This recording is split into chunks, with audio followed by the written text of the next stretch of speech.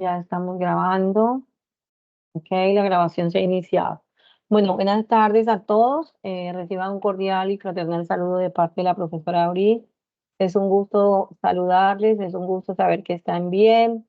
Desearles a ustedes una bienvenida a este encuentro tutorial.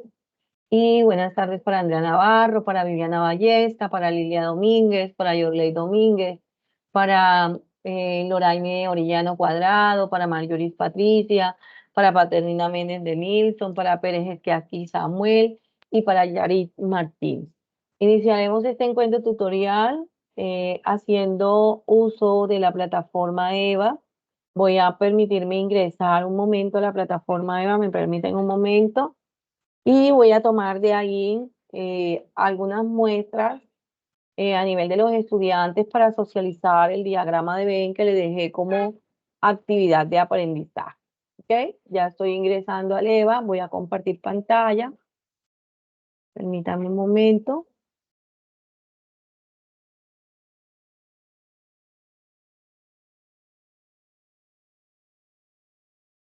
Listo, estoy compartiendo pantalla. Y vamos a ir al diagrama de Venn. Solamente de 15 estudiantes que deben estarlo han subido 7. Y en este momento tengo conectados de 15 estudiantes, 1, 2, 3, 4, 5, 6, 7, 8, 9 estudiantes. ¿Ok? De 15. Entonces vamos a tomar un pantallazo aquí para mandarlo al grupo.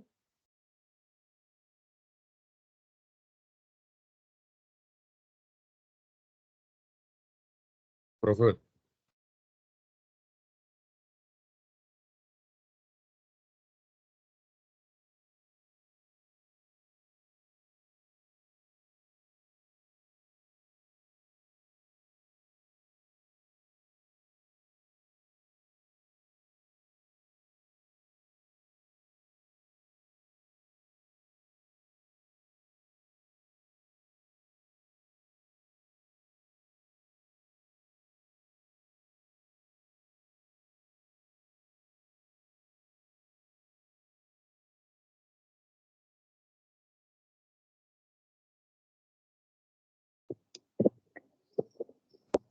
Señor, a ver,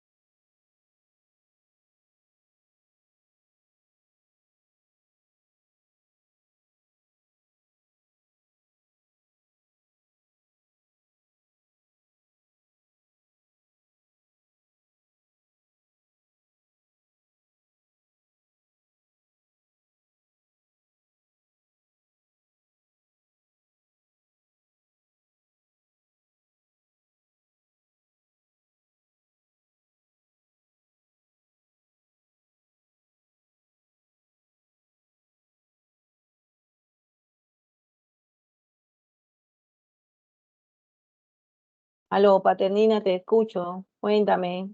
Tienes la mano profe, levantada. usted dijo que el trabajo del diagrama de Venn lo iba a habilitar hoy, por eso no lo he subido. Ya está Nunca di. habilitado. Sí, ya Estoy se puede subir. habilitado, sí, está habilitado desde ayer. Ah, bueno, gracias. Ok, puedes subirlos en estos momentos. Bueno, vamos con Charit. Charit, ¿me escuchas? Hola, Charit. ¿Estás como externo, Charit? Charit Martínez. Puedes encender tu micrófono, por favor. No sé si hay buena señal hoy, pero no sé si es que me están oyendo, ¿no? Denilson, tú me oyes perfectamente. Sí, se escucha, profesora. Y Charit, necesito saber si Charit tiene sonido. ¿Se escucha?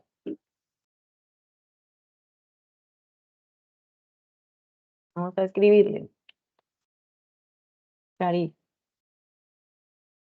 Charit, ¿me escuchas?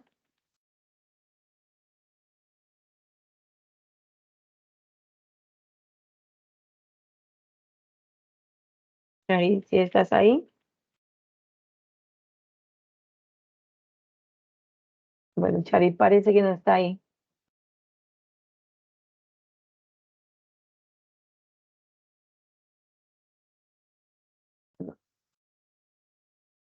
Vamos a tomar otro entonces. A la página 2. Samuel Pérez aquí. Hola, Samuel. Hola, profesora. ¿Cómo estás? Bien, bien. Ay, qué bonito. Ese Bueno, trabajo era en grupo, estás, ¿cierto? sigues en grupo, Ah, ok. está tu compañera Lizari Saltarín, Lilia Domínguez, Loraína Orellano y Samuel Pérez. Te tocó a ti, Samuel, pues socializarlo. Ok.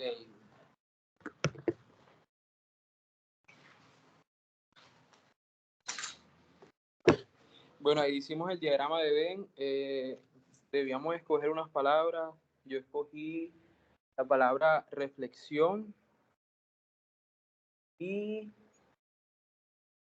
y práctica. Cogí, Ujú. cogí la palabra reflexión en teoría porque las teorías pedagógicas fomentan la reflexión crítica sobre las prácticas educativas y el papel del educador en el proceso de enseñanza y el aprendizaje. Eh, Ok, en B, que es modelo, escogí la palabra práctica o práctico porque los modelos pedagógicos están diseñados para ser aplicados directamente en entornos educativos. Eh, Promocionan pautas y prácticas y estrategias concretas para la planificación, implementación y evaluación de experiencias de enseñanza y aprendizaje. ok, bueno, tienes palabras muy relacionadas con toda esa misma asociación que debe haber entre teorías y modelos pedagógicos. ¿Ok? Prácticamente, Samuel, la relación entre la teoría y los modelos pedagógicos viene a ser un aspecto muy importante en el campo de la educación, ¿no? La teoría pedagógica siempre nos va a proporcionar todo ese marco cierto conceptual y nos va a proporcionar esas ideas fundamentales sobre todo el proceso de enseñanza-aprendizaje. Mientras que los modelos vienen a ser todas esas representaciones prácticas de esas teorías en el aula, ¿no? Entonces ahí es donde vamos a ver que los modelos pedagógicos se basan en las teorías educativas y que ofrecen esas pautas concretas para todo lo que tiene que ver con la planificación de las clases, con las estrategias de enseñanza, con la evaluación del aprendizaje, entre algunos aspectos, ¿no? Esencialmente podríamos decir que la teoría nos va a proporcionar a nosotros ese fundamento conceptual y los modelos pedagógicos aplican esa teoría en la práctica educativa, ¿ya? Entonces, eh, básicamente, si nosotros podemos mirar lo que acaba de representar acá Samuel, habla de proceso de investigación. Nosotros tenemos que ver el aula de clase como ese proceso de ese laboratorio donde podemos observar las conductas, las acciones, las interacciones, las relaciones entre lo que es el maestro y el alumno maestro, ¿no? Bueno, puedes seguir, Samuel. Aquí te estoy presentando la siguiente diapositiva. ¿Ok? Listo. Profesora, que hay un escándalo aquí. Iba pasando por ahí el vendedor de aguacate, Sí, ¿sí? sí, sí, sí. Voy. La semejanza que colocamos fue, bueno, la semejanza que coloqué con mi compañera fue la investigación, porque tanto la teoría y los modelos se basan en la investigación pedagógica que se desarrollan a partir de la investigación educativa y la evidencia empírica sobre el aprendizaje y la enseñanza. ¿Qué más? Las teorías pedagógicas fomentan, como ya dijimos, una reflexión sobre las prácticas educativas. Las teorías pedagógicas ofrecen una comprensión más profunda y amplia de los principios y conceptos fundamentales de la educación, así como una perspectiva histórica y crítica sobre las prácticas educativas, aspectos como suelen estar presentes en los modelos pedagógicos, los cuales tienen que ser más prácticos y específicos en su enfoque. Ahora, modelos pedagógicos. Los Ok. modelos pedagógicos son más concretos, prácticos y aplicables en entornos educativos específicos. Lo que quiere decir que el modelo va más enfocado en la práctica que lo teórico. O sea, se aplica en entornos educativos. Así es. ¿Qué más? Proporcionando orientación directa, la enseñanza y el aprendizaje, mientras que las teorías pedagógicas tienen un alcance más amplio y teórico, proporcionando una base conceptual más general para comprender los procesos educativos. Muy bien, Samuel, gracias. Muy interesante pues los aportes que acabas de dar. Pues básicamente las teorías, como tú muy bien lo dijiste, a nivel pedagógico, vienen a ser ese conjunto de ideas, esos principios, ¿cierto? Y esos enfoques que van a buscar, digamos, explicar y mejorar todo el proceso de enseñanza y de aprendizaje, ¿no? Y esas teorías pueden provenir de diferentes corrientes filosóficas, psicológicas, sociológicas y educativas. Y también nos van a proporcionar un marco conceptual, digamos, para poder nosotros comprender cómo se produce el aprendizaje, ¿ya? Cómo aprenden nuestros estudiantes, cómo enseñamos nosotros los maestros. También nos permiten comprender las interacciones en el aula, la motivación del estudiante, entre otros aspectos que también se pueden ver como son los factores del aprendizaje que intervienen en el estudiante, ¿no? Como son la atención, la memoria, la concentración. Y por otro lado, los modelos pedagógicos son todas esas representaciones, como muy bien lo dijo Samuel ahorita, prácticas de esas teorías en la realidad educativa. Es decir, es tomar todas esas teorías, mirar qué aspectos nos identificamos con ellas, cuáles aspectos van con el modelo pedagógico y aplicarlas en la práctica, ¿no? En esa realidad educativa en que nos encontramos muchas veces inmersos en esos ambientes de aprendizaje. Los modelos pedagógicos siempre van a ofrecer pautas concretas para todo lo que tiene que ver con la planificación de la clase, con las estrategias de enseñanza, digamos, con la evaluación del aprendizaje, con la organización del currículo. Entonces, podríamos concluir que los modelos pedagógicos vienen a ser herramientas que los docentes pueden emplear, ¿cierto?, para implementar en un aula las ideas y los principios que son tomados de esas teorías pedagógicas, ¿no? Bueno, muy bien, Samuel. Aquí viene otra diapositiva donde ya nombras las teorías, te escuchamos.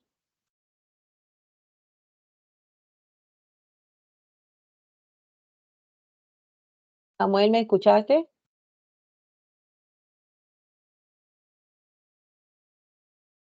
Hola, hola, estaba muteado. Ya. Ahí aparece la teoría de apego de Bowlby. La teoría de apego de Bowlby es un, es un marco psicológico que postula que los seres humanos desde el nacimiento tienen una necesidad innata de establecer vínculos emocionales seguros con figura de apego. Generalmente los padres o cuidadores principales, según esta teoría, estos vínculos emocionales tempranos tienen un impacto significativo en el desarrollo emocional y social y cognitivo del individuo a lo largo de su vida. Bowlby identificó diferentes estilos de apego basados en la calidad de las interacciones entre el niño y su figura de apego, en los que incluye apego seguro, apego evitativo, apego ansioso, apego desorganizado. El apego seguro es caracterizado por la confianza en la disponibilidad y la capacidad de respuesta de las figuras de apego, lo que proporciona al niño una base segura para la exploración del mundo. Apego equitativo se desarrolla cuando las necesidades del niño no son conscientemente atendidas, lo que lleva a la supervisión de las emociones y las tendencias a evitar la cercanía emocional a una figura de apego. Apego ansioso ambiental.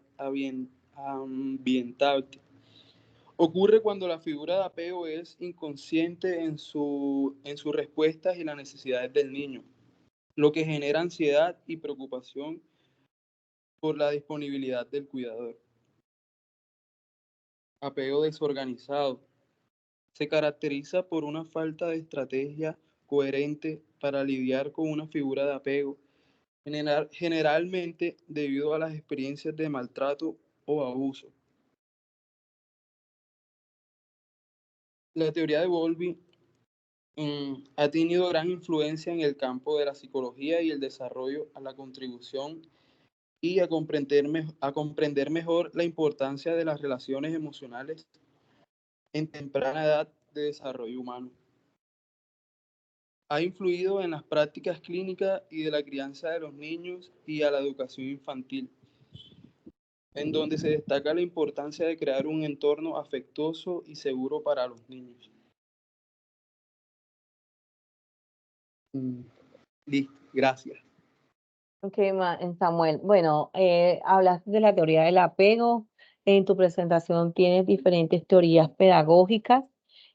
Hay una gama de teorías pedagógicas. Dentro de esa gama de teorías pedagógicas, cada una de ellas tiene unos enfoques, ¿ya? Y cada teoría con su enfoque tiene sus propias ideas, tiene sus propios principios, ¿no? Algunas de las teorías pedagógicas las podemos ver como las que nombra acá Samuel, las que vemos en la presentación, las que él acaba de manifestar, pero también tenemos otras teorías pedagógicas que nosotros conocemos muy bien, como el conductismo, ¿no? Hablaríamos primero de esta teoría y la teoría del conductismo se centra básicamente en el papel del entorno en el aprendizaje, ¿no? La cual sugiere que los comportamientos pueden ser aprendidos a través de la asociación de estímulos. Entonces, cuando hablamos de conductismo, hablamos de que en ese entorno de ambiente de aprendizaje, ¿cierto? Todos los comportamientos que se den en ese entorno de ambiente de aprendizaje pueden ser aprendidos a través de la asociación de estímulos y respuestas. Un ejemplo de la aplicación del conductismo en el aula es el uso de refuerzos positivos, ¿no? Para que nosotros podamos, digamos, dentro de esos refuerzos positivos, podamos motivar a los estudiantes a participar activamente, ¿ya? Entonces, cuando nosotros estamos en un aula de clase de niños de preescolar, de niños de primaria, eh, a través de los moldeamientos de conducta, estamos usando dentro del conductismo unos refuerzos que van a ser siempre positivos y que van a llevar al estudiante a que se motive para que él pueda participar activamente. Entonces, esa teoría del conductismo nos habla de estímulos y de respuestas.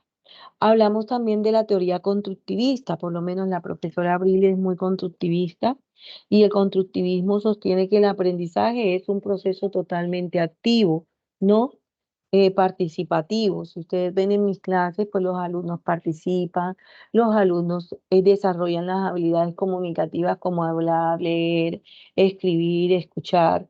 los alumnos hacen sus presentaciones, presentan sus disertaciones, sus apreciaciones, sus opiniones, sus participaciones, y de ahí vamos generando y vamos retomando el desarrollo del tema que queremos enseñar, ¿no? Entonces, el constructivismo siempre va a sostener que el aprendizaje es un proceso totalmente activo en que los estudiantes construyen su propio conocimiento a partir de esas experiencias y de esos conocimientos previos que trae el estudiante al aula de clase. Un ejemplo de la aplicación del constructivismo es fomentar la resolución de problemas y el trabajo colaborativo en el aula, ¿no? Esos son ejemplos esenciales del constructivismo. Otra teoría es la teoría humanística, ¿cierto?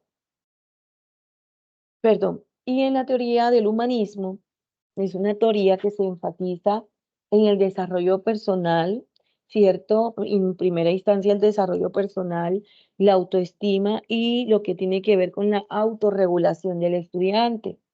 Un ejemplo de aplicación del humanismo en la educación es promover un ambiente de aprendizaje centrado en el estudiante, ¿no? Donde se valoren las necesidades individuales y donde se fomente la autoexpresión. Otra teoría es el cognitivismo. Y el cognitivismo se enfoca en todos esos procesos mentales internos, ¿no? Involucrados en el aprendizaje, como son la atención, la memoria, la resolución de problemas. Y un ejemplo de la aplicación de esta teoría del cognitivismo tiene que ver con la aplicación del cognitivismo, que básicamente tiene que ver con enseñar estrategias de organización y de memoria para mejorar la retención de la información. Entonces, miren que esto que les acabo de mostrar son algunas de las teorías pedagógicas y les acabé de nombrar un ejemplo de cada una de esas teorías, ¿no?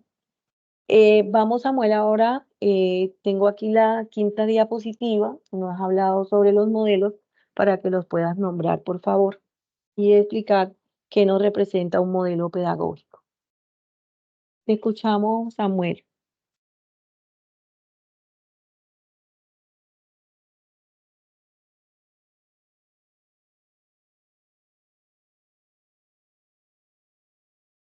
Samuel, ¿me escuchaste?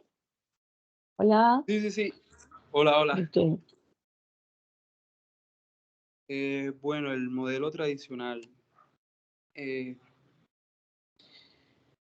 el modelo tradicional refiere a un enfoque pedagógico más convencional y centrado en el profesor, donde el énfasis de esta transmisión de conocimiento de manera directa y el aprendizaje se basa en la memorización y la repetición.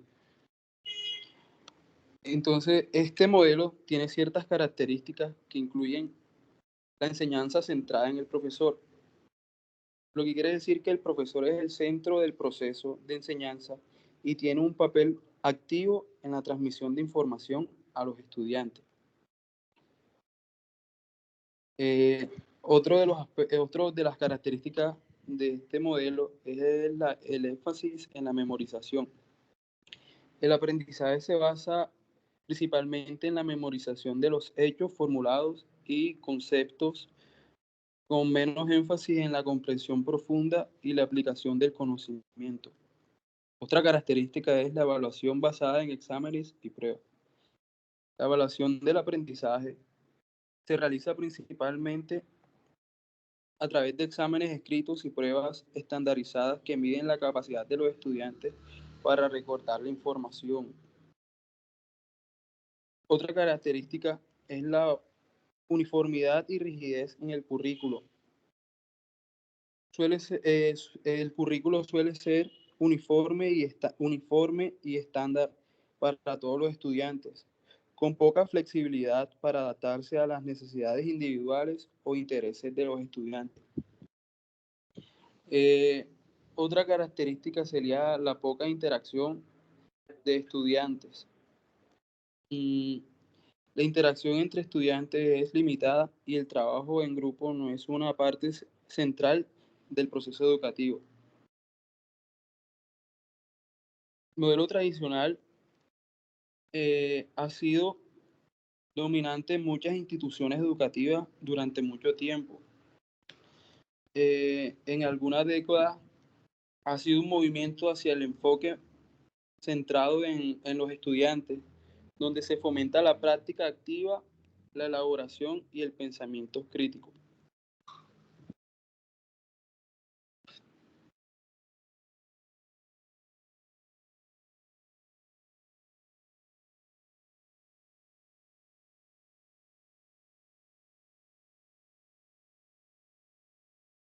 Hey, Samuel, muchas gracias.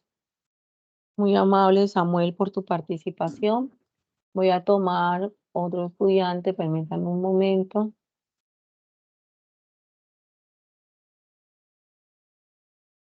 Regreso acá.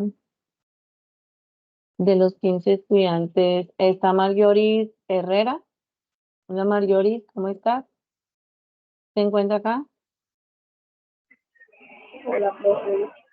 Hola, Yo no bien, tenía, Marjorie tiene aquí su actividad. ¿La alcanzas a ver, Marjorie? ¿me escucha, profe? Sí, claro, te escucho perfectamente. Que te oye un poquito lejos, pero sí te alcanzo a entender todo. ¿Oíste? Porque yo no tenía muy clara esa actividad porque yo no estuve en la primera clase, no sé si recuerdas. No, pero la veo muy bien.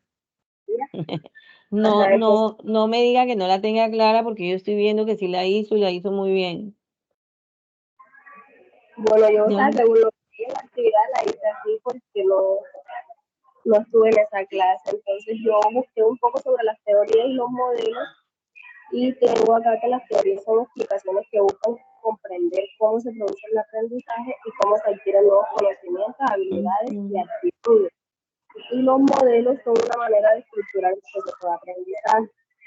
Una semejanza, una relación que hay entre ambos permite que el estudiante aproveche de mejor manera las herramientas educativas, apropiándose de lo que enseñan y adaptándolo a su cotidianidad.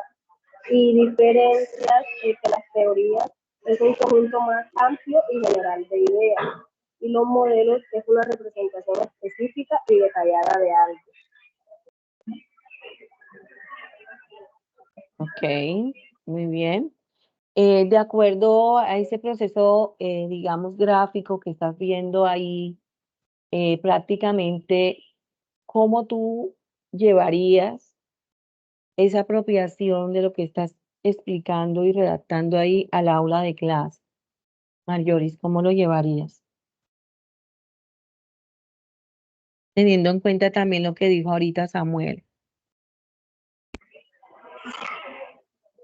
Bueno, pues para llevarlo al aula de clases, yo pienso que debería tener en cuenta las necesidades de los estudiantes. Muy bien, excelente, Marjoris. Excelente, maestra. Siga.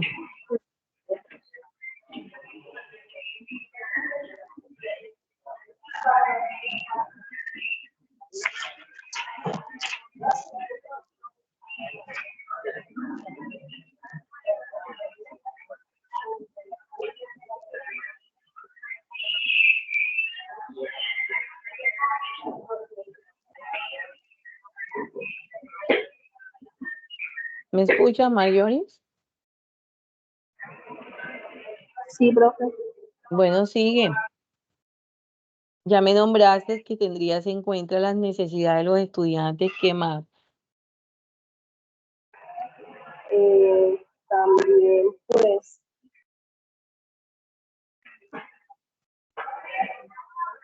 Dígalo sin temores, sin miedo, que estamos aquí para aprender.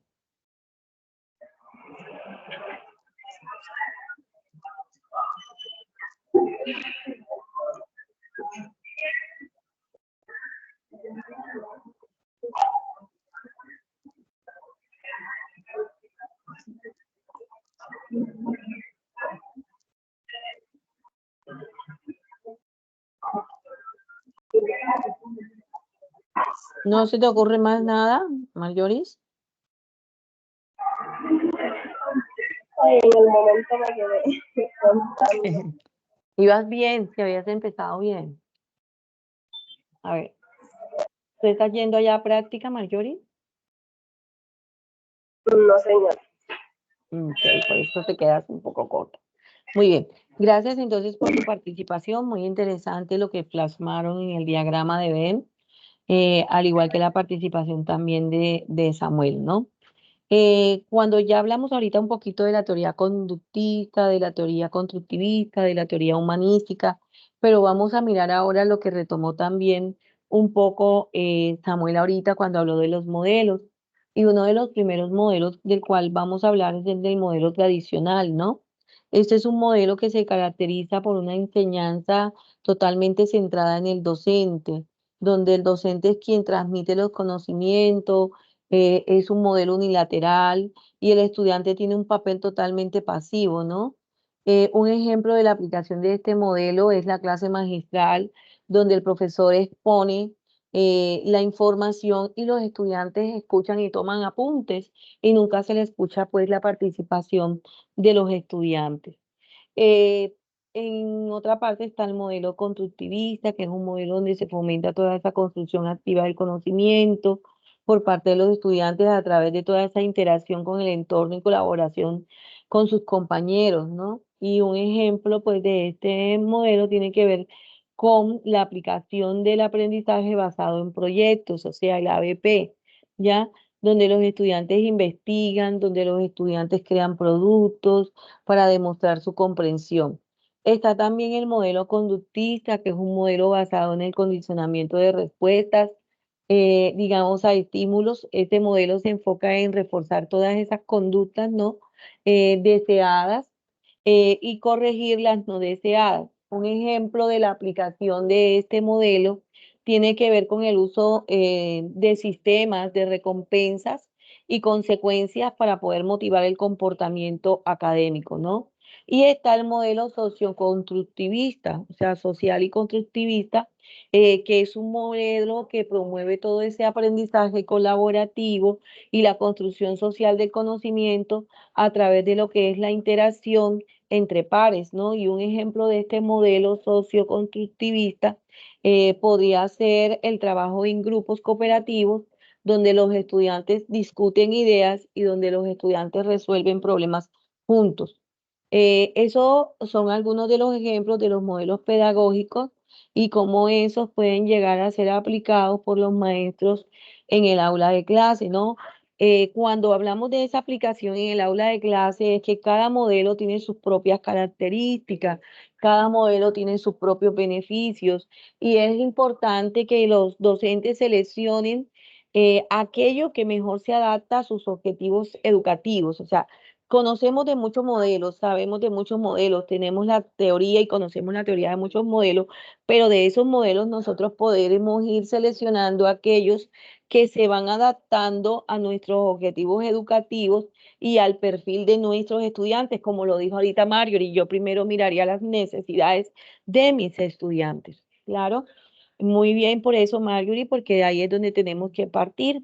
Entonces partimos en gran parte de esa exploración eh, de todos esos modelos en particular que hay y yo puedo ir tomando pues todo aquello que va a beneficiar a mis estudiantes durante la aplicación y el desarrollo de ese modelo pedagógico que tiene la institución.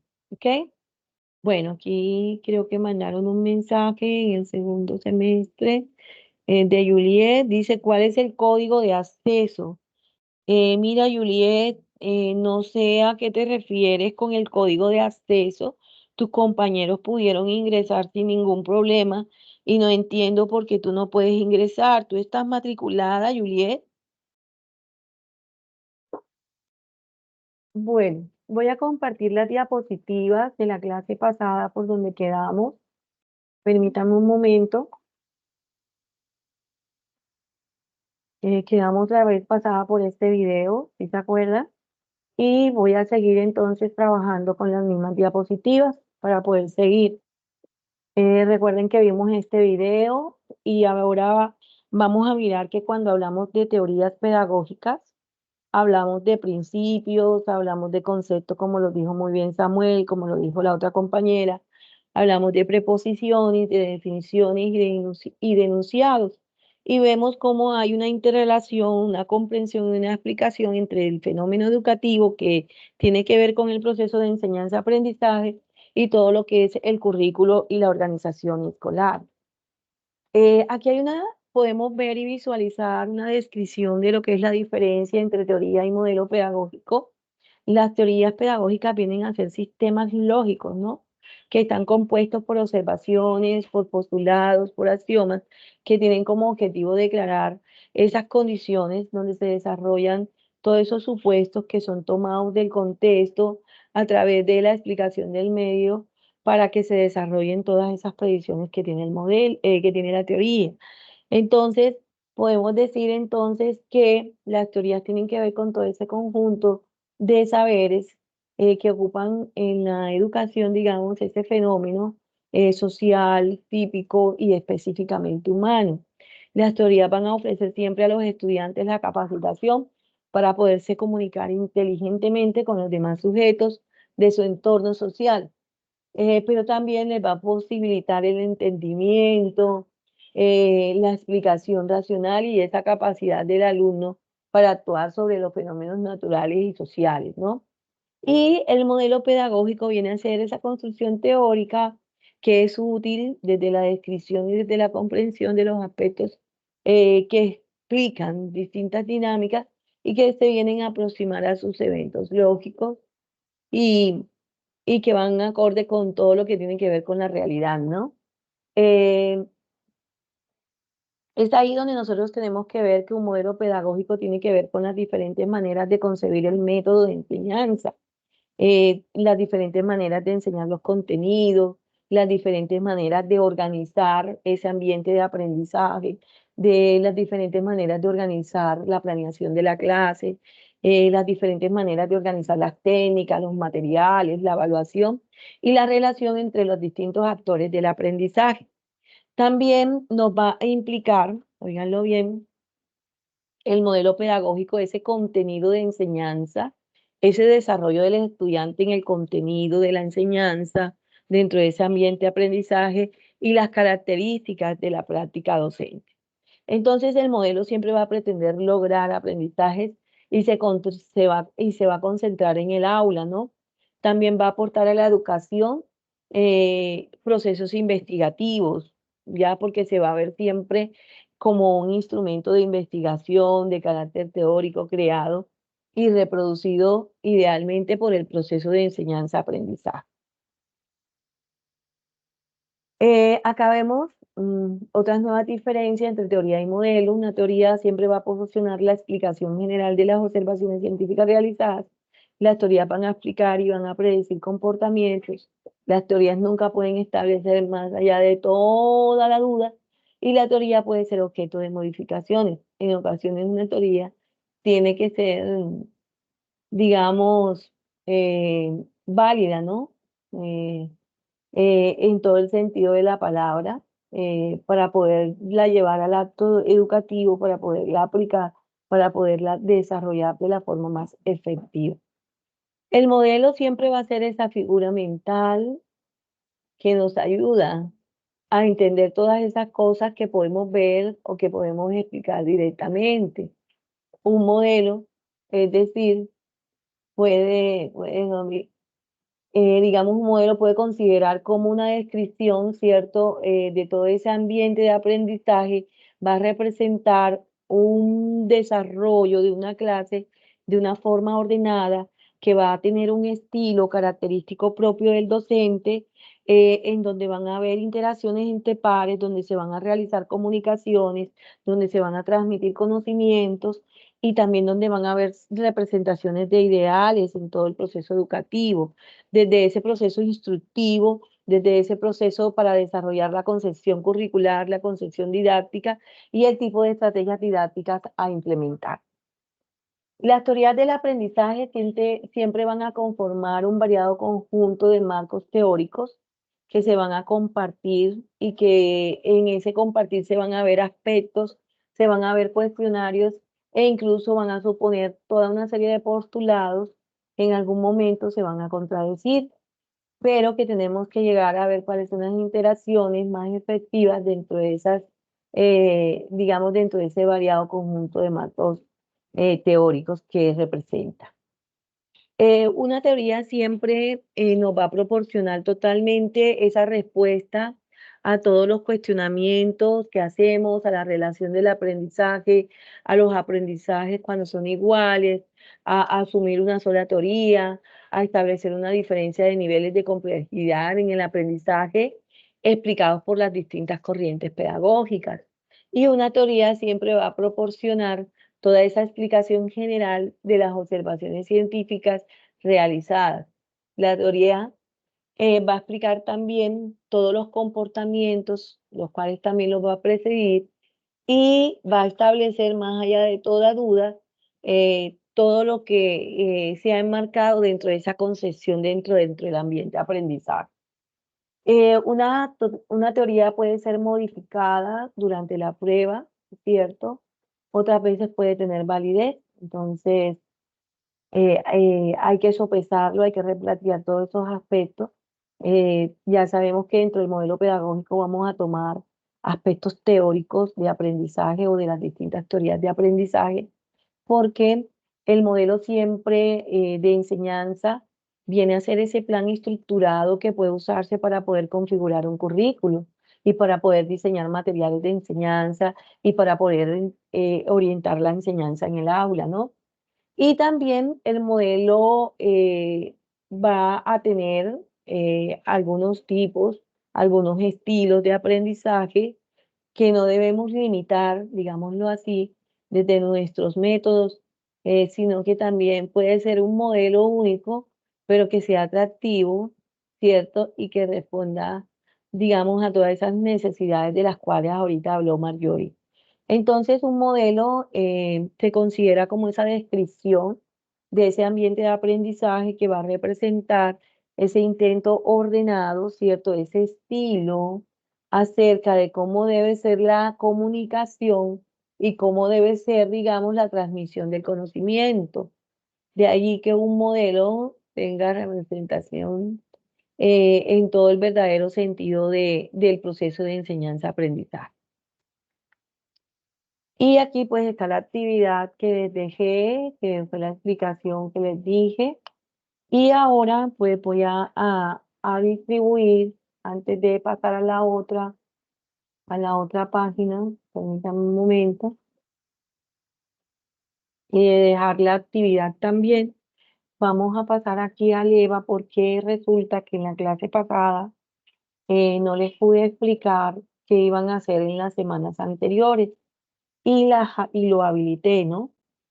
Entonces, me hacen falta en esta actividad que se vence el 9 de marzo, que tiene que ver con el diagrama de Venn, 8 estudiantes por presentarla, solo lo han presentado 7 y la actividad se vence el 9 de marzo.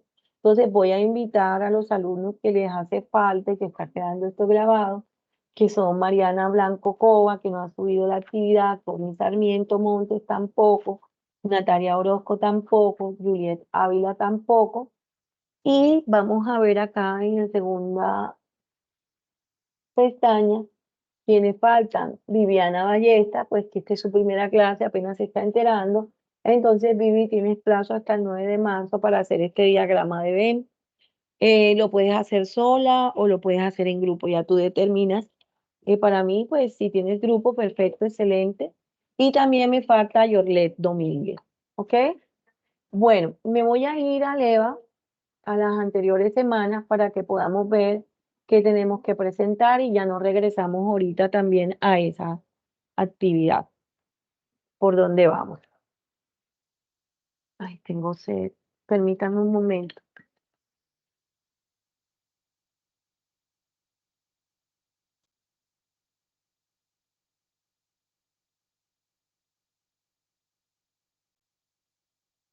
Todos estamos viendo el EVA. ¿Me contestan alguno de ustedes? Sí, por favor. Sí, sí. Ok, bueno. Nosotros estamos en esta semana que es la 3 y la 4.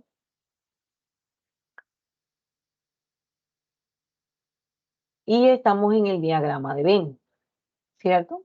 Y ahora en la semana 1 y 2 yo no les dije qué tenían que hacer y les pido disculpas porque se me pasó.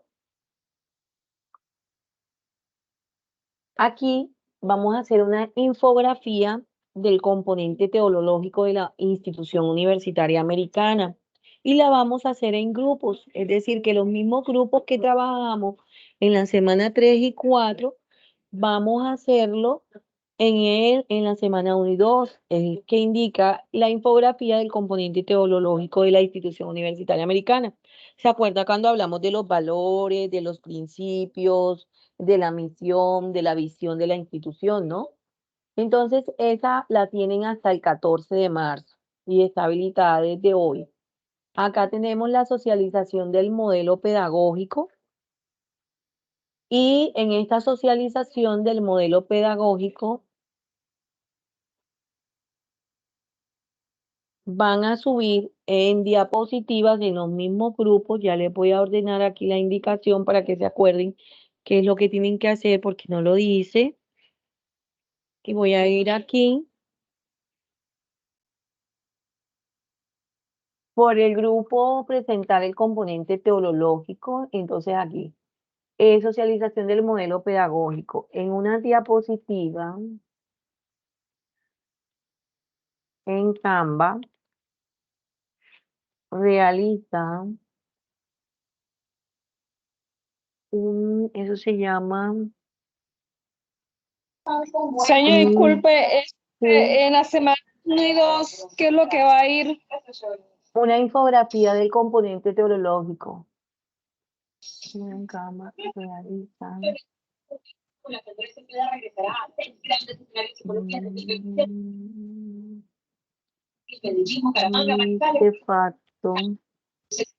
Un mentefacto del modelo pedagógico. Listo. En una diapositiva en Canva realiza un mentefacto del modelo pedagógico, lo cual deberás socializar en la clase siguiente.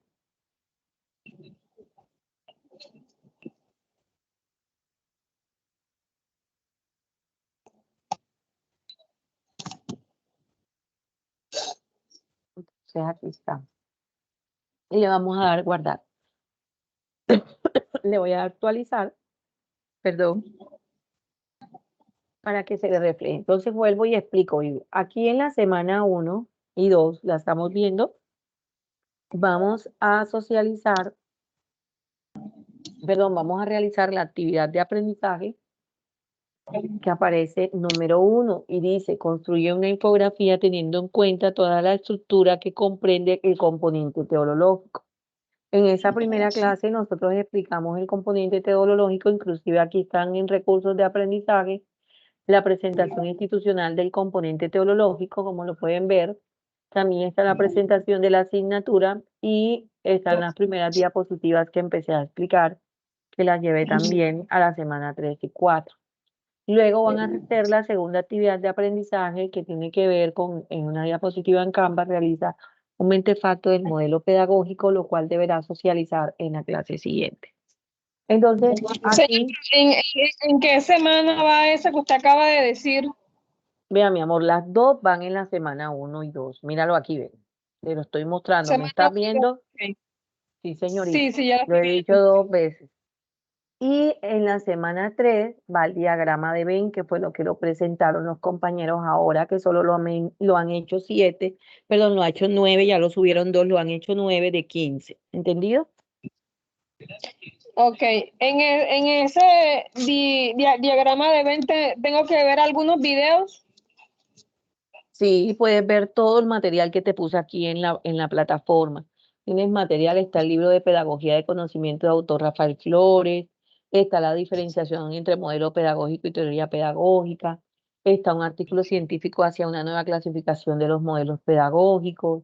También hay un libro que es de Alexander Ortiz Ocaña, que es muy interesante, es un libro que les bajé descargado digital, que habla sobre los modelos pedagógicos y las teorías del aprendizaje.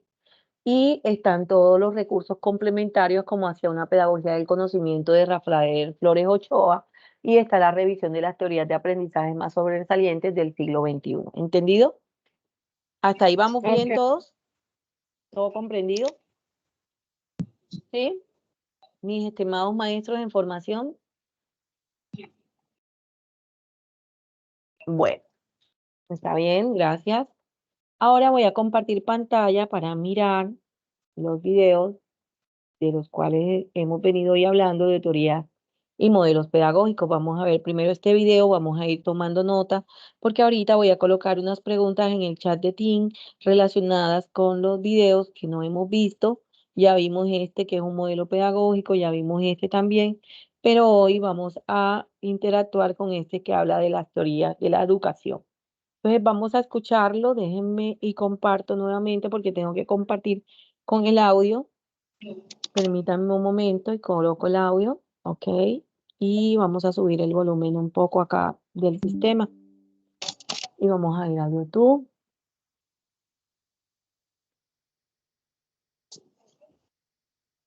Bueno, y vamos a poner la pantalla entera. Vamos a subir acá el volumen también de... Con 30% off de lunes a jueves de 7 a 10 a.m. Lo Ujú, bueno es que hay Didi Moto. tal. En Bueno, este video vamos a hablar sobre los distintos enfoques y teorías educativas que tienen cierta presencia y relevancia vamos a actualmente. escucharlo, También por hablaremos favor. sobre los estilos de aprendizaje y las llamadas taxonomías. Si quieres ver alguna teoría en particular, puedes ir al minuto y segundo exactos en el índice que te estoy dejando aquí abajo en la descripción. Pero antes de ver todo esto, valga aclarar lo siguiente.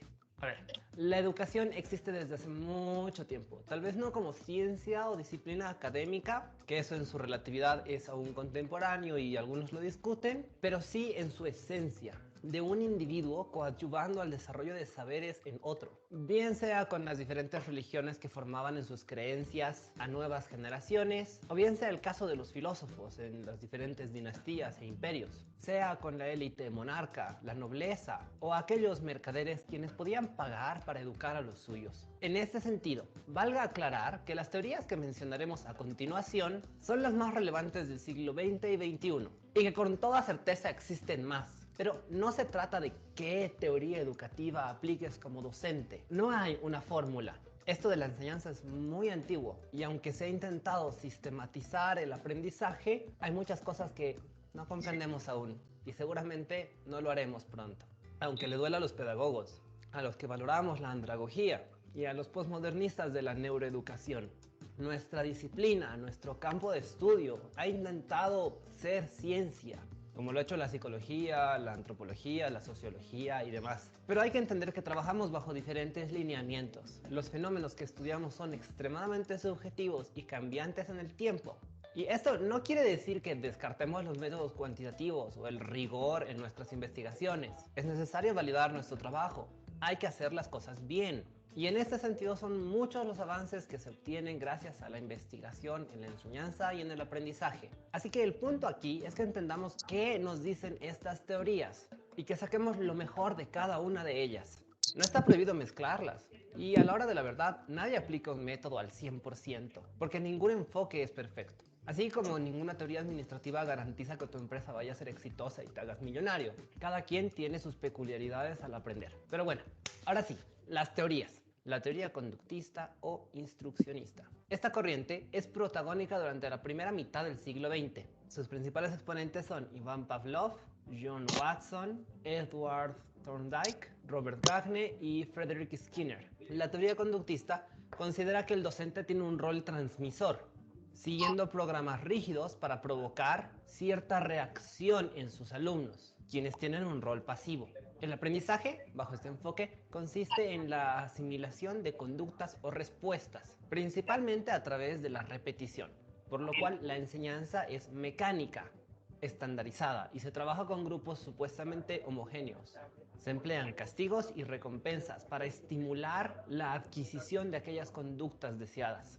para su posterior transferencia a entornos ajenos al aula. La evaluación se basa en resultados. No hay espacio para el pensamiento crítico, ni para cuestionar o indagar un poco más allá de las cosas. El centro está en memorizar conceptos y procedimientos de forma deductiva, yendo de lo general hacia lo específico. La teoría cognitivista.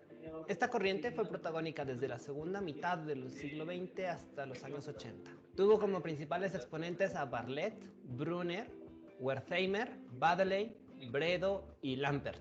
Bajo esta perspectiva, se considera que los alumnos o estudiantes tienen un aprendizaje más holístico e inductivo. Se engrana el aprendizaje de distintas asignaturas a través del tiempo, prestando atención tanto a la memoria de corto como de largo plazo. Y además se utilizan ejemplos prácticos en la vida de los estudiantes, de alguna manera cercanos a su realidad. La evaluación en este caso está centrada en el proceso. Todavía no se brinda un espacio relevante al pensamiento crítico, pero sí se valora el razonamiento para reforzar los conceptos o las teorías ya existentes. Además, se toma en cuenta la existencia de factores internos y externos al estudiante que afectan en su aprendizaje. La teoría del aprendizaje social. Combinando las dos teorías anteriores, surge Bandura, quien enseña que las conductas mentales son frutos de la observación e imitación. Si bien tenemos la última palabra en qué hacer, el contexto nos influirá en gran manera. Por tanto, aquellos conceptos o procedimientos enseñados en un centro de estudio deben reforzarse mediante el estímulo social. Esto va de la mano con las llamadas pasantías o prácticas profesionales. La teoría constructivista o construccionista empezó a cobrar protagonismo desde los años 70 y se fortaleció durante el resto del siglo XX. Tiene por principales exponentes a Piaget y a Brunner. Para Piaget, el estudiante es protagonista de su propio aprendizaje y construye su conocimiento, especialmente a través de la interacción con su entorno. Los saberes se consolidan a través de la reorganización de estructuras mentales, que es decir, que cuando un estudiante se enfrenta a un problema o situación nuevo, pierde el estado de equilibrio de entendimiento que poseía anteriormente y debe reformular su conocimiento. La evaluación aquí se centra en procesos y en el logro de objetivos. Ahora bien, hay que aclarar, Piaget es especialmente relevante para la pedagogía y la psicopedagogía, con su teoría de los estadios y demás, pero no es tan relevante para la educación superior o universitaria. ¿Por qué? Pues porque existe la teoría socioconstructivista, y según a qué teórico consultes, algunos te dirán que a partir de Piaget derivaron las teorías del aprendizaje activo, significativo y experiencial, que comparten mucho con esta teoría, pero tienen sus propias características, que las hacen más adecuadas para la universidad. Un antiguo sacerdote advierte: no estudies inglés hasta que hayas visto esto. ¿Has soñado alguna vez con hablar inglés con tanta fluidez que imponga respeto y te abra oportunidades inesperadas? Conozca a Marisa, una estudiante de español que tuvo problemas con el inglés durante años. Ahora, después de un torbellino de 90 días con este método diario de 25 minutos al día, habla como si hubiera nacido en Londres. También está Eduardo, un profesional muy trabajador que perdió puestos de trabajo mejor pagados por su limitado dominio del inglés. Hoy, su impecable comunicación en inglés le ha valido un puesto en una multinacional. Y Ana, una entusiasta del autoaprendizaje que se rindió tras un fracaso persistente. Pero con el método de esta científica del lenguaje, se sorprendió a sí misma y a los demás con su nueva fluidez en inglés en cuestión de 90 días. ¿Es realmente posible? Este científico, políglota y ex ¿Sí sacerdote... están escuchando? Hola. Profesora, es una propaganda. Constructivista. Esta teoría... Ya lo puse. Lo que pasa es que me levanté un momentico. Discúlpenme. Voy a ponerlo desde el principio. Me disculpan. Esto, valga aclarar lo siguiente. A ver, la educación existe desde hace mucho tiempo. Tal vez no como ciencia o disciplina académica. Ahora sí, que eso Samuel. en su Samuel, ¿lo escuchas? es aún contemporáneo y algunos lo Sí, discuten. señora, sí se Ok. escucha. Bueno, me disculpan que me levante un momentico. Coadyuvando al desarrollo de saberes en otro, bien sea con las diferentes religiones que formaban en sus creencias a nuevas generaciones, o bien sea el caso de los filósofos en las diferentes dinastías e imperios, sea con la élite monarca, la nobleza o aquellos mercaderes quienes podían pagar para educar a los suyos. En este sentido, valga aclarar que las teorías que mencionaremos a continuación son las más relevantes del siglo XX y XXI, y que con toda certeza existen más. Pero no se trata de qué teoría educativa apliques como docente. No hay una fórmula. Esto de la enseñanza es muy antiguo y aunque se ha intentado sistematizar el aprendizaje, hay muchas cosas que no comprendemos aún y seguramente no lo haremos pronto. Aunque le duela a los pedagogos, a los que valoramos la andragogía y a los posmodernistas de la neuroeducación. Nuestra disciplina, nuestro campo de estudio ha intentado ser ciencia, como lo ha hecho la psicología, la antropología, la sociología y demás. Pero hay que entender que trabajamos bajo diferentes lineamientos. Los fenómenos que estudiamos son extremadamente subjetivos y cambiantes en el tiempo. Y esto no quiere decir que descartemos los métodos cuantitativos o el rigor en nuestras investigaciones. Es necesario validar nuestro trabajo. Hay que hacer las cosas bien. Y en este sentido son muchos los avances que se obtienen gracias a la investigación en la enseñanza y en el aprendizaje. Así que el punto aquí es que entendamos qué nos dicen estas teorías y que saquemos lo mejor de cada una de ellas.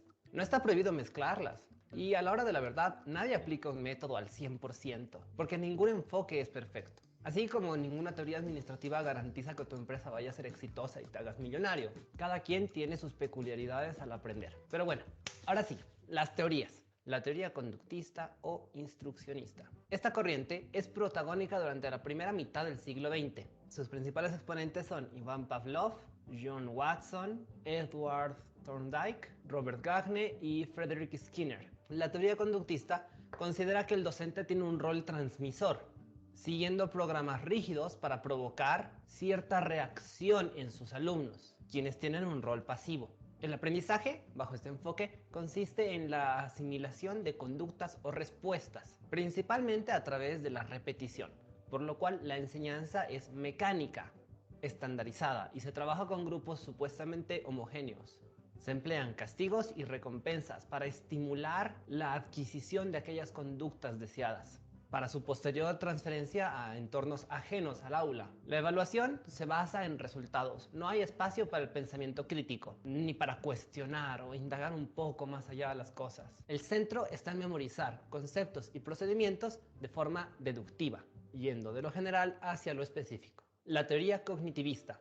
Esta corriente fue protagónica desde la segunda mitad del siglo XX hasta los años 80. Tuvo como principales exponentes a Bartlett, Brunner, Wertheimer, Baddeley, Bredow y Lampert.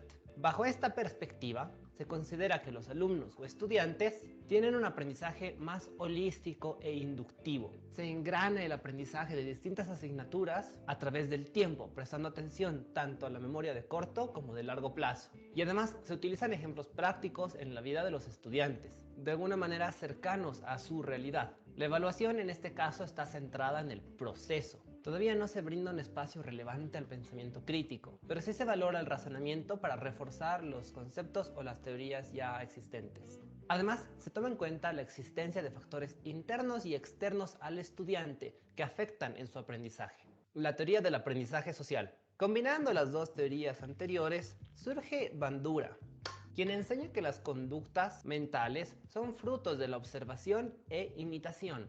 Si bien tenemos la última palabra en qué hacer, el contexto nos influirá en gran manera. Por tanto, aquellos conceptos o procedimientos enseñados en un centro de estudio deben reforzarse mediante el estímulo social. Esto va de la mano con las llamadas pasantías o prácticas profesionales. La teoría constructivista o construccionista empezó a cobrar protagonismo desde los años 70 y se fortaleció durante el resto del siglo XX. Tiene por principales exponentes a Piaget y a Brunner. Para Piaget, el estudiante es protagonista de su propio aprendizaje y construye su conocimiento, especialmente a través de la interacción con su entorno. Los saberes se consolidan a través de la reorganización de estructuras mentales, que es decir, que cuando un estudiante se enfrenta a un problema o situación nuevo, pierde el estado de equilibrio de entendimiento que poseía anteriormente y debe reformular su conocimiento. La evaluación aquí se centra en procesos y en el logro de objetivos. Ahora bien, hay que aclarar, Piaget es especialmente relevante para la pedagogía y la psicopedagogía, con su teoría de los estadios y demás, pero no es tan relevante para la educación superior o universitaria. ¿Por qué? Pues porque existe la teoría socioconstructivista. Y según a qué teórico consultes, algunos te dirán que a partir de Piaget derivaron las teorías del aprendizaje activo, significativo y experiencial, que comparten mucho con esta teoría, pero tienen sus propias características, que las hacen más adecuadas para la universidad. La teoría socioconstructivista. Esta teoría es la que mayor protagonismo tuvo durante las primeras 2 décadas del siglo XXI, aunque sus principales exponentes, Vygotsky, Rogov y Lave, sean un tanto más antiguos. El primer autor identifica 3 zonas: aquello que el estudiante no puede hacer, lo que sí, y aquí en el medio está la zona de desarrollo próximo, es decir, aquello que el estudiante puede hacer con cierta ayuda.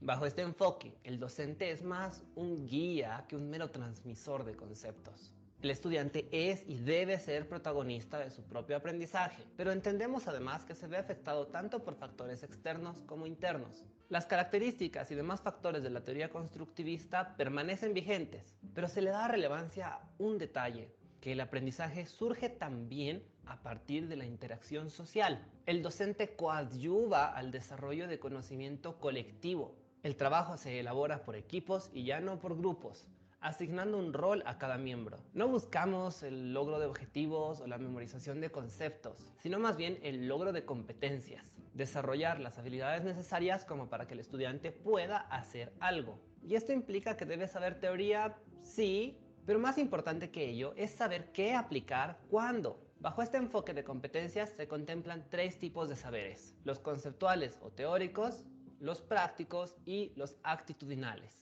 La teoría del aprendizaje experiencial. Esta teoría, iniciada por Kolb y desarrollada por Rogers, se basa en las teorías sociales y constructivistas. Señalan que el aprendizaje se consolida a través de la experiencia. Dicho de otra forma, la mejor forma de aprender es haciéndolo, viviéndolo, con la práctica. Esto es especialmente válido y utilizado por disciplinas técnicas, desde la gastronomía o la mecánica hasta el trabajo en artesanías y manualidades. La teoría de los estilos de aprendizaje. La teoría de los estilos de aprendizaje tiene por principales exponentes a Honey, Mumford, Kolb, Bandler y Grinder. Según esta teoría, las personas aprenden de distintas maneras. El primer modelo es el VAC, sigla que surge de los aprendizajes visual, auditivo y kinestésico. Dicho de otra manera, hay gente que aprende viendo, sean gráficos, tablas, ilustraciones, texto o videos como este. Hay gente que aprende escuchando, al docente, podcasts, charlas, debates, mesas redondas, foros, simposios, tertulias e incluso música. Y hay gente que aprende haciendo, bailando, moviéndose, tocando, armando, construyendo. Valga mencionar que esos estilos no son mutuamente excluyentes.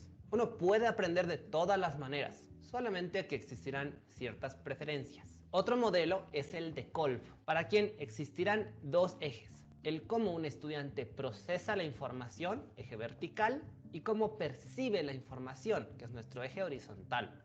Si uno percibe la información mediante la práctica activa más que mediante la reflexión, pero procesa mejor la experiencia abstracta que las experiencias concretas, entonces hablamos de un aprendizaje convergente. Si en cambio, a diferencia de este primer ejemplo, se procesa mejor la experiencia propia, concreta, hablamos de un aprendizaje acomodador.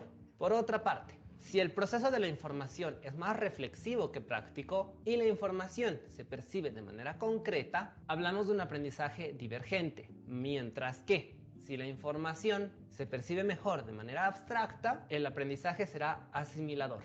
Lo importante detrás de este modelo y los 4 estilos que nos presenta es entender que hay gente que aprende mejor reflexionando o pensando que practicando activamente, que es lo mismo que hacer cosas. Así como hay gente que aprende mejor a través de cosas abstractas, conceptos, ideas, supuestos, cosas imaginarias, y hay gente que aprende mejor a través de la experiencia propia, situaciones concretas. De este modelo, Honey y Mumford sacan 4 estilos propios: el aprendizaje activo, el teórico, el pragmático y el reflexivo, que dicho de otra manera es aprender haciendo, con explicaciones, viendo el uso en la vida real y observando.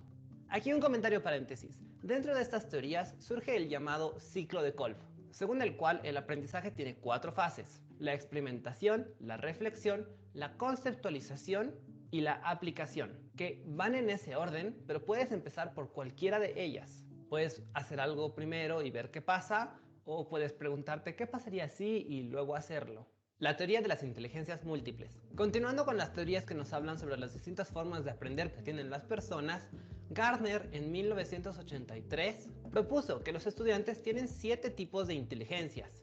Y esto nos lleva a que existan distintas formas de aprendizaje. Las inteligencias vendrían a ser la lógica matemática, lingüística, espacial, musical, cinético-corporal, interpersonal e intrapersonal. Desde esta perspectiva hay estudiantes que son mejores en unas cosas que en otras. Y esta teoría ha tenido un fuerte impacto a nivel de colegio y supuestamente justifica que una vez que la gente entra a la universidad se vaya por ciertas carreras en lugar de otras. Pero esto no debe utilizarse como excusa. No hay evidencia científica válida que demuestre que uno es malo para cierta cosa solo porque es bueno en otra. Todo puede aprenderse. Lo que variará será de alguna manera nuestra facilidad y predisposición. Y sí, es cierto que ciertas ramas académicas difieren en metodología y en contenido respecto a otras. Estudiamos distintos fenómenos y esto implica que como ramas académicas y como distintos tipos de ciencias que somos, tengamos nuestras diferencias. Y que obviamente un doctor en biología no va a entender las cosas que maneja un doctor en economía y viceversa. Pero esto no quiere decir que uno sea estúpido para lo otro, solamente que no tiene todo ese background y camino de aprendizaje como para llegar a dominar esos conceptos. Pero seguramente si empezase desde aquí y fuese aprendiendo todas esas cosas, eventualmente llegaría tranquilamente a aprender todo lo demás. Que hayan carreras más difíciles que otras, bueno, ok, eso es un tema aparte, pero en términos de educación, sí hay distintos estilos de aprendizaje, pero eso no implica que porque te vaya bien en una cosa no puedes hacer la otra. La teoría del aprendizaje significativo, una teoría que ha cobrado relevancia últimamente. Academia es una escuela de programación donde no pagas una matrícula alta, sino pagas una vez que has conseguido un trabajo como programador a través de un pequeño porcentaje de tu salario. Y el programa es la del aprendizaje significativo. Sus principales exponentes son Ausubel y Novak. Hacen énfasis en que todo cuanto aprendan nuestros estudiantes debe tener significabilidad lógica, es decir, que sea relevante, con una organización clara y que se pueda relacionar con la realidad inmediata o con conocimientos previos. Así también deberá poseer una significabilidad psicológica, es decir, que el contenido se adecue al desarrollo de cada estudiante, pero además se toma en cuenta la motivación que posea cada uno de ellos. De hecho, para Ausubel, el aprendizaje se divide en 4 categorías: la intrapersonal, la situacional, la cognoscitiva y la afectiva social. En combinación, dan lugar a 3 tipos de aprendizajes significativos: el de representaciones, el de conceptos y el de proposiciones, cada cual más complejo que el anterior. Pero todos estos requieren organizadores previos, que pueden ser introductorios, expositivos y comparativos, adecuándose a las necesidades y capacidad de cada estudiante, siempre buscando que lo aprendido sea útil, práctico. La teoría del aprendizaje situado y comunidad práctica. Esta teoría hace referencia a que la mejora de los resultados académicos depende de que el grupo de estudiantes funcione como una comunidad de aprendizaje. Valga decir, que el aprendizaje se desarrolla de manera colaborativa y que por tanto va más allá del aula o la universidad, reconociendo al trabajo, a las organizaciones como lugares de aprendizaje, especialmente por el carácter práctico que poseen. La teoría del conectivismo del siglo XXI. La teoría más reciente y que de hecho cada vez cobra mayor relevancia y se hace protagónica en el mundo de la educación es la teoría del conectivismo o del siglo XXI. En términos de autores podemos destacar a Siemens en Canadá, pero además existen instituciones como el Departamento de Educación de los Estados Unidos de América, el Partnership for 21st Century Skills o la Fundación MacArthur e incluso las mismas Naciones Unidas. Este enfoque continúa con los preceptos de la teoría socioconstructivista junto con la teoría del aprendizaje significativo y el aprendizaje experiencial, pero además consideran que el conocimiento y el desarrollo de nuevas teorías se ven impulsadas por la tecnología. Toman en cuenta el trabajo colaborativo,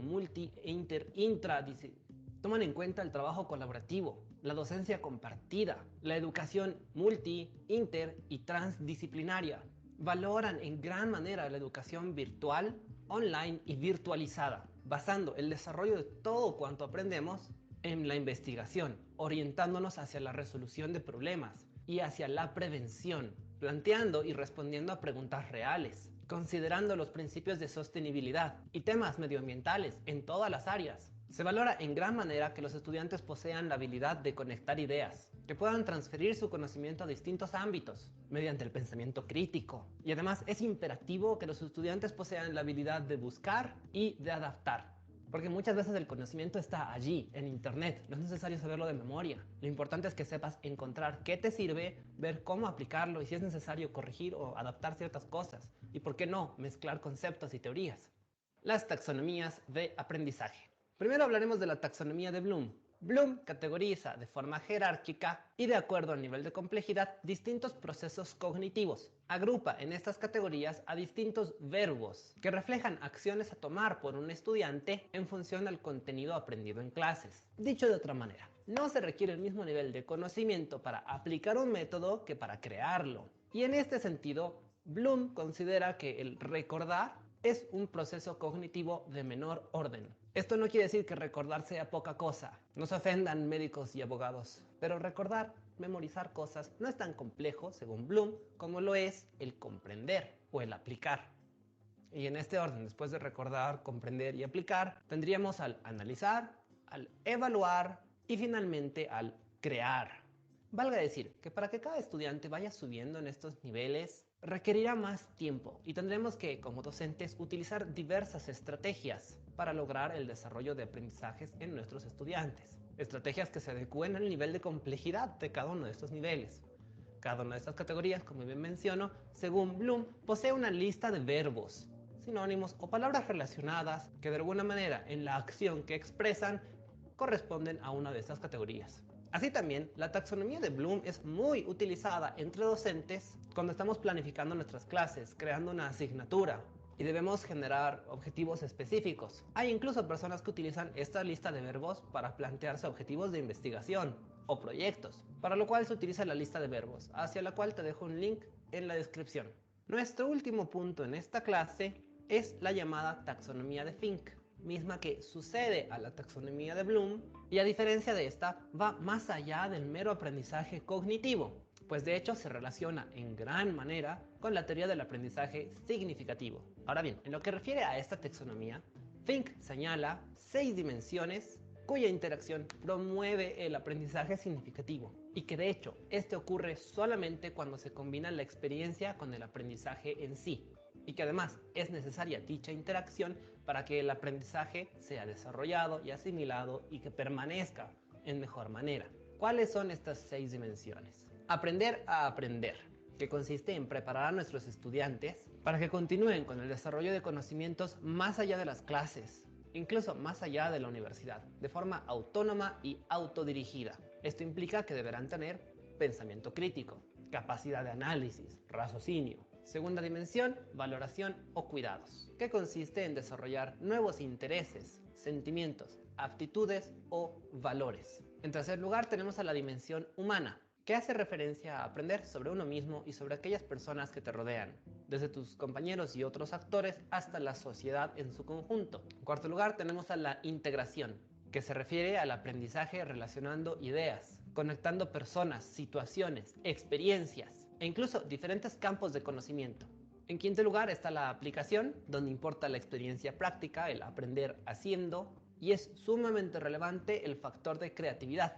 Y finalmente está el conocimiento fundamental, que según en qué libro consulten a Fink puede estar en sexto lugar o en primer lugar, pero al final de cuentas lo importante no es el orden de las dimensiones. En lo que refiere al conocimiento fundacional, estamos hablando aquí de conceptos, terminología, entender ideas clave, los fundamentos teóricos. Dicho todo ello, aquí concluye nuestra clase sobre teorías y enfoques de la educación. Si te quedaron dudas, puedes dejarme un comentario. Si aprendiste algo nuevo, no te olvides por favor de dar me gusta, compartir. Invita a otras personas a que puedan tomar este curso. Y para seguir aprendiendo, nos veremos en el siguiente video.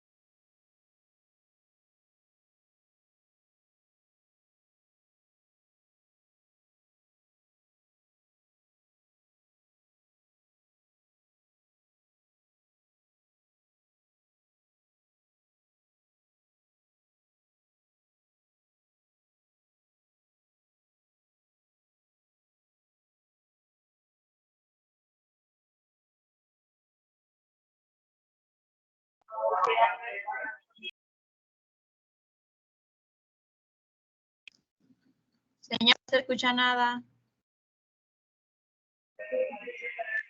No, que no se le escucha. Ahora me escuchan. Hola.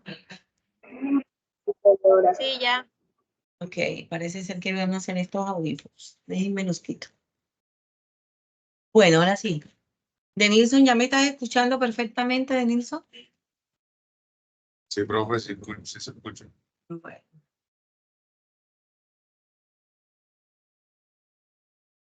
Ok, ya para la próxima, el control remoto. Bueno, Denilson, voy a escribir en el chat y para el resto de los maestros en formación la distribución de los grupos con los cuales vamos a trabajar. Voy a preguntarle a Denilson, ¿con quién vas a trabajar tú, Denilson? Tienes que escoger una compañera. ¿Me podrías decir, por favor, quién va a ser tu compañera? Andrea Navarro. Bueno, ok. Andrea Navarro. Entonces, anoten en su cuaderno, por favor, porque les toca la exposición para la próxima clase del modelo tradicional. ¿Escuchaste? Aquí lo estoy escribiendo. Bueno, luego vamos con el modelo conductista, que sería el grupo 2. El modelo conductista. El grupo 2 sería el modelo conductista. Y le voy a preguntar a Marjoris con quién vas a trabajar, Marjoris. Profe, no sé. No tienes grupo, entonces vas a trabajar con Viviana Ballesta. Viviana, puedes trabajar con Marjoris Herrera, Viviana Ballesta. Bueno, señor, sí. Ok. Bueno, ¿Cuál? ¿estás en el grupo de WhatsApp, Viviana? Donde el que usted creó. Sí, el 2, creo que ya te incluí, ¿no? No, no sé, señor. Entonces aquí va a estar Marjoris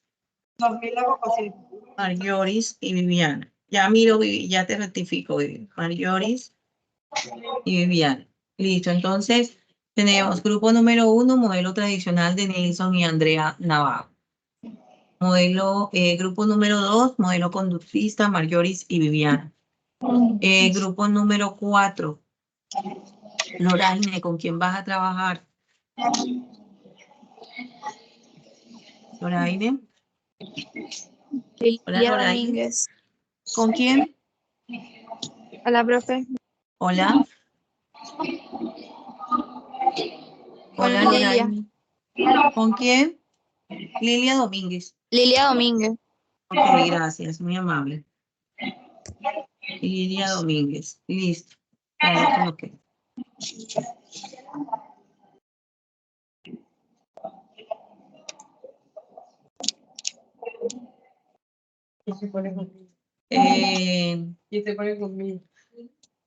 Yorley Domínguez. Yorley Domínguez. Agripada. Profesora, disculpe a Loraine y a Lilia Domínguez, no nos dijo el modelo. Voy por parte, Lilia. El modelo de ustedes, si lo mencioné, de pronto no escucharon, es el modelo constructivista.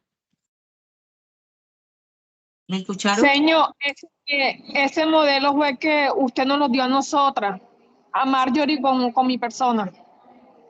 No, el modelo tradicional es de Nilsson y Andrea Navarro. El modelo conductista es Marjoris y Viviana. Y el modelo constructivista es Loraine y Lilia Domínguez. Viviana, ¿me escuchaste? Viviana. Sí, señor, ya. Ok, perfecto, gracias. Y el modelo romántico, Yorlet Domínguez, ¿con quién vas a trabajar? Yorlet Profe, Domínguez con Samuel. Samuel Pérez. con Saray. Samuel. Saray, ¿qué apellido es? Samuel, señor. Ah, perdón, con Samuel. Bueno, Samuel es que aquí es.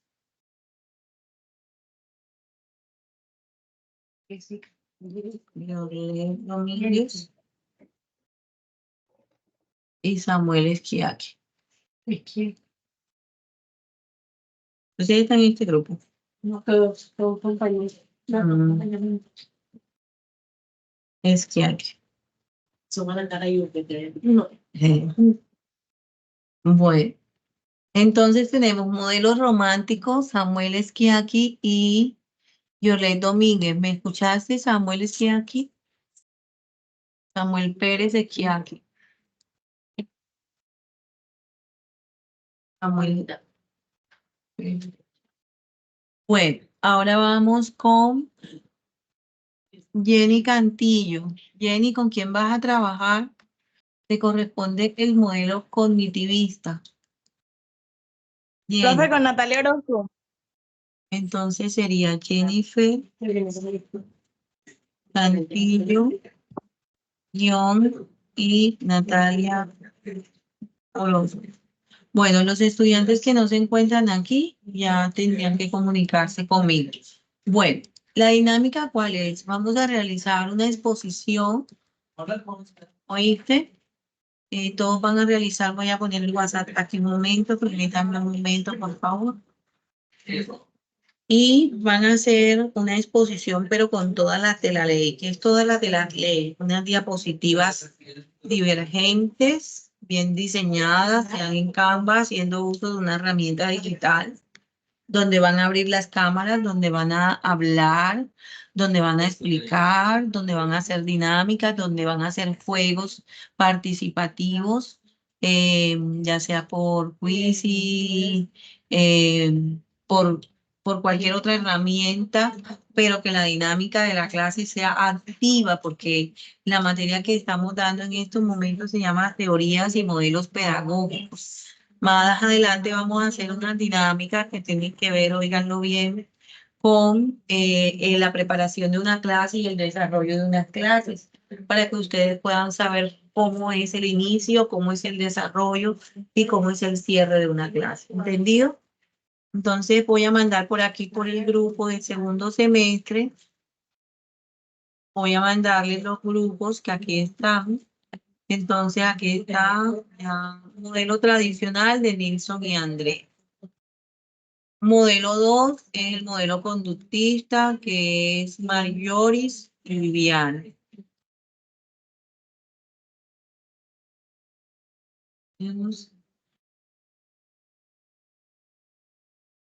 Marjoris y Viviana. El modelo 3, que es constructivista, le corresponde a Loraine y a Lilia Domínguez. Y el modelo romántico, que es Yorlet Domínguez y Samuel Pérez Esquiaque. Y el modelo 5 es el modelo cognitivista, Jennifer Cantillo y Natalia Orozco. Esto también lo voy a pasar al chat ya lo mandé aquí, entonces estos son los grupos para las exposiciones con metodologías activas. Aquí voy a tener en cuenta primero la creatividad para las diapositivas, que eso tienen que ser unas diapositivas divergentes. Voy a tener en cuenta la participación, la fluidez verbal, la oralidad, la oratoria, al explicar la temática. Voy a tener en cuenta la creatividad y la iniciativa para crear juegos con uso de herramientas tecnológicas donde puedan participar los estudiantes, o sea, sus compañeros. Bueno, listo, muy bien. Entonces voy a mandarlo también acá al chat de Team para que nos quede aquí también. Los que no están conectados, pues se tendrán que comunicar conmigo para yo poderles dar la información. ¿Ok? Entonces, pega. Listo. Bueno, eso ha sido todo por hoy. No sé si tienen alguna pregunta. Recuerden que tienen la actividad de la semana de aprendizaje 1. En la semana 1 y 2 hay una actividad de aprendizaje. Hay 2 actividades de aprendizaje. Está el foro. Y en la semana 2 ya es el diagrama de Venn para que lo suban los que no lo han subido. Y tienen la exposición. Recuerden que iniciamos también parciales el día 18 de marzo. ¿Oyeron?